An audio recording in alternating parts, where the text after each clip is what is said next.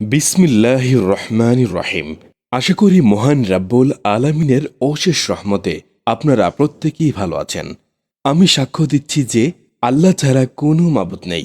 হযরত মুহাম্মদ সাল্লাল্লাহু আলাইহি সাল্লাম আল্লাহর বান্দা ও তার রাসূল। আসসালামু আলাইকুম ওয়া রাহমাতুল্লাহি ওয়া বারাকাতুহু।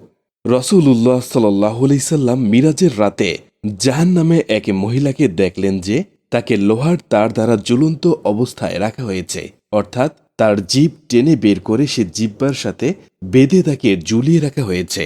তার সম্পর্কে রাসূলুল্লাহ সাল্লাল্লাহু আলাইহি সাল্লাম জিবরাইল আলাইহিস সালামকে জিজ্ঞাসা করলেন, এই মহিলাকে কি কারণে শাস্তি দেওয়া হচ্ছে? জিবরাইল আলাইহিস সালাম বলেন, এই মহিলাটি তার স্বামীর সাথে অশ্লীল ভাষায় কথা বলতো এবং সে তার স্বামীকে কষ্ট দিত। এর মূল কারণ হচ্ছে মানুষের মুখের কথা এবং কাজ।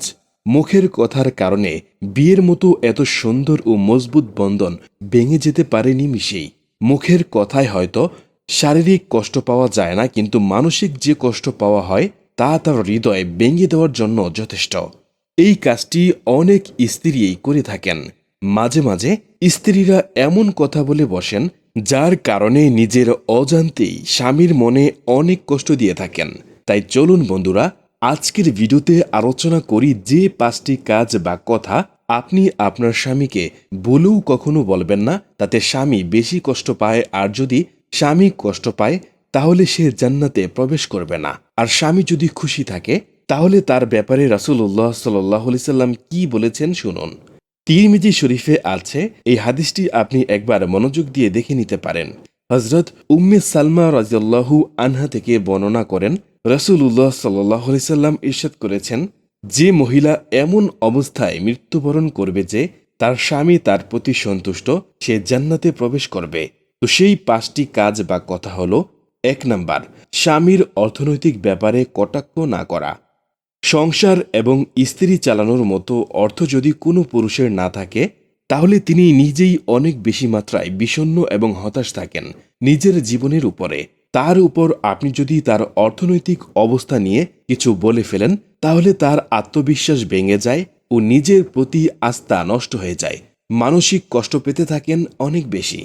2 নাম্বার, অন্যের সামনে স্বামীর কোনো কিছুকে নিয়ে মজা না করা। পুরুষরা এই কাজটি একেবারেই পছন্দ করেন না, বরং এই কাজের কারণে অনেক বেশি কষ্ট পেয়ে থাকেন। স্ত্রী যত কাছের মানুষের কাছেই হোক না কেন, স্বামীর কোনো বিষয় নিয়ে যদি মজা করেন তখন তা অনেক সময় মজার পর্যায়ে থাকে না এবং এই ব্যাপারটা নিয়ে নিজেকে ছোট ভাবতে থাকেন অনেক স্বামী। তাই এই কাজটি করে আপনি মজা পেলেও আপনার অজান্তে আপনার স্বামী অনেক কষ্ট পায়। 3 নম্বর বিষয়টি হলো স্বামীর কাজের ব্যাপারে কটাক্ষ না করা। আপনার স্বামী আপনাকে ভালোবাসেন বলেই আপনার জন্য কিছু করতে উৎসাহী হন, কিন্তু আপনি যদি বারবার তার কাজের ভুল ধরে তা নিয়ে কটাক্ষ করতে থাকেন তাহলে তিনি কাজের উৎসাহ তো হারাবেনই, উপরন্তু তিনি বেশ কষ্ট পাবেন। তার কাছে মনে হবে তিনি যাই করুন না কেন আপনার কাছে তার কোনো মূল্য নেই। তাই স্বামী যা করেন তার প্রশংসা করুন। যদি ভুল কাজ করেন তা নিয়ে কটাক্ষ করার কিছু নেই, বুঝিয়ে তার ভুলটা ভালো করে বলে ধরিয়ে দিন। 4 নাম্বার হলো সব ব্যাপারে অভিযোগ করা। সব কিছুর ব্যাপারে যদি স্বামীর কাছে অভিযোগ করতে থাকেন তাহলে তিনি মনে অনেক বেশি কষ্ট পেতে থাকেন, কারণ আপনার অভিযোগে তিনি নিজেকে অনেক বেশি ছোট ভাবতে থাকেন। নিজের আত্মবিশ্বাস হারাতে থাকেন যে তিনি আপনাকে সুখে রাখতে পারছেন না বলেই আপনার হয়তো এত অভিযোগ, আর এই ব্যাপারটি তাকে অনেক কষ্ট দেয়। 5 নাম্বার, ছোট বড় সকল ব্যাপারে দোষারোপ করা। হয়তো রাগ উঠলে অনেক স্ত্রী মুখ ফসকে বলে ফেলেন, এই অবস্থার জন্য তুমি দায়ী, কিন্তু এই কথাটি আপনার স্বামীর মনে গভীর আঁচড় কাটে। ছোট বড় সকল ব্যাপারে আপনি যদি তাকে দোষারোপ করতে থাকেন তিনি অনেক বেশি হতাশ হয়ে পড়েন, কারণ তিনি তখন ভাবতে থাকেন যে তিনি হয়তো আপনার জন্য কিছুই করতে পারছে না। এই কষ্ট নিয়ে চলেন তিনি একেবারেই। তাই বন্ধুরা, আপনি আপনার স্বামীকে ভুলেও এই 5টি কথা বা কাজ করে অযথা কষ্ট দিবেন না, আপনার উপর অভিশাপ নামতে পারে। আবার আমাদের স্বামীদেরও মনে রাখতে হবে, একটা নেককার পরহেজগার নারী জীবনের সবচেয়ে বেশি ভরসা, বিশ্বাস ও ভালোবাসা সবকিছু থাকে তার স্বামীর জন্য। কিন্তু সেই স্বামী স্ত্রীর কাছে সাংসারিক, শারীরিক, মানসিক সকল চাহিদা পূরণ করার পরেও যদি স্ত্রীকে কষ্ট দেয়, বিবাহ বহির্ভূত অন্য নারীর সঙ্গে পরকীয়ায় লিপ্ত থাকে কিংবা প্রবাসে থেকে মহিলাদের সাথে শারীরিক সম্পর্ক স্থাপন করে, তাদের জন্য দুনিয়া এবং আখেরাতের উভয় স্থানেই রয়েছে শাস্তি। দুনিয়ার শাস্তি হিসেবে সে পুরুষ এইসব ইসলাম বহির্ভূত কাজ করে, সে কখনো মানসিক শান্তি পাবে না। হয়তো সাময়িক সে নিজেকে সুখী ভাববে, কিন্তু একটা সময় সে এমন মানসিক যন্ত্রণার মুখোমুখি হবে, তা নিরাময়ে দুনিয়ার কোনো ঔষধ কাজ হবে না। আরেকটা দুনিয়াবী শাস্তি হলো, সে পুরুষ হঠাৎ মৃত্যুবরণ করবে বা যে কোনো সময় পূর্ব অনুমান ছাড়াই কঠিন কোনো বিপদ দুর্ঘটনায় পড়বে। তাই যেসব পুরুষ পরনারীতে আকৃষ্ট, পরকে জড়িত বা পরক্রিয়ার সুযোগ খুঁজছেন, তাদের প্রতি মহান আল্লাহ তাআলার সরাসরি বাণী। আল্লাহ তাআলা বলেন, তোমরা বেবিচারের নিকটবর্তী হও না, এটা অশ্লীল কাজ এবং নিকৃষ্ট আচরণ। এবং রাসূলুল্লাহ সাল্লাল্লাহু আলাইহি সাল্লামের কঠোর সাবধান বাণী। তিনি বলেন, হে মুসলমানগণ, তোমরা বেবিচার পরিত্যাগ করো, কেননা এর 6টি শাস্তি রয়েছে। এর মধ্যে 3টি দুনিয়াতে ও 3টি আখেরাতে প্রকাশ পাবে। যে 3টি শাস্তি দুনিয়াতে হয় তা হচ্ছে, তার চেহারার উজ্জ্বলতা বিনষ্ট হয়ে যাবে, তার আয়ুষ্কাল সংকীর্ণ হয়ে যাবে এবং তার দারিদ্রতা চিরস্থায়ী হবে।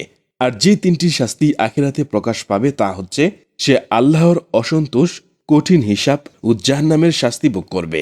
হযরত সাহল ইবনে সাদ রাদিয়াল্লাহু আনহু থেকে বর্ণিত, রাসূলুল্লাহ সাল্লাল্লাহু আলাইহি সাল্লাম বলেন, যে ব্যক্তি মুখ ও লজ্জা স্থানের হেফাজতের জামিনদার হবে, আমি তার বেহেশতের জামিনদার হব। সুবহানাল্লাহ। এক্ষেত্রে শয়তান কর্তৃক পরচিত অনেক বিপদগামী স্ত্রীকে দেখা যায়। পরপুরুষ বা দেবরের সাথে জমে ওঠে পরকীয়া। ইসলাম দেবরের সাথে দেখা সাক্ষাৎ করার লাগামকেও টেনে ধরেছে। হযরত ওকাবা ইবনে আমির রাদিয়াল্লাহু আনহু থেকে বর্ণিত, রাসূলুল্লাহ সাল্লাল্লাহু আলাইহি সাল্লাম বলেন, সাবধান, তোমরা নির্জনে নারীদের কাছেও যেও না। এক আনসার সাহাবী বললেন, ইয়া রাসূলুল্লাহ, দেবর সম্পর্কে আপনার নির্দেশ কি? নবীজি সাল্লাল্লাহু আলাইহি সাল্লাম বলেন, দেবর তো মৃত্যুর সমতুল্য। হাদিসের ব্যাখ্যায় হাফেজ ইবনে হাজার আসকালানী রাহমাতুল্লাহি আলাইহি ফতহুল বারীতে লিখেছেন, এখানে মৃত্যুর সমতুল্য অর্থ হলো হারাম। আর ইসলামে এসবের শাস্তি ভয়াবহ। এসবের শাস্তি হিসেবে রজম ও দৌড়ার নির্দেশ এসেছে হাদিসে, যাতে কোনো নারী ও পুরুষ যেন এই ধরনের ভয়াবহ কর্মে লিপ্ত না হয়।